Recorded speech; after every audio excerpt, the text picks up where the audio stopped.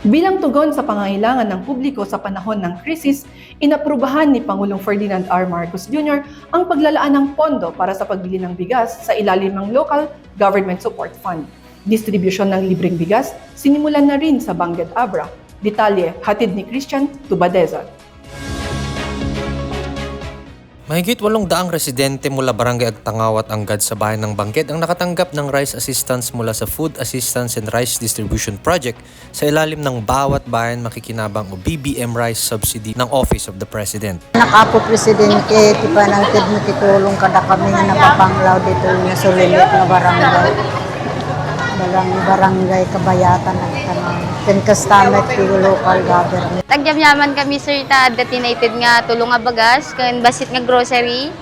At dakdam nga tulong kada kami eto sir. Ang bawat benepisyaryo ay nakatanggap ng tig 10 kilong bigas at ilang grocery items upang tustusan ang kanilang pang-araw-araw na pangangailangan.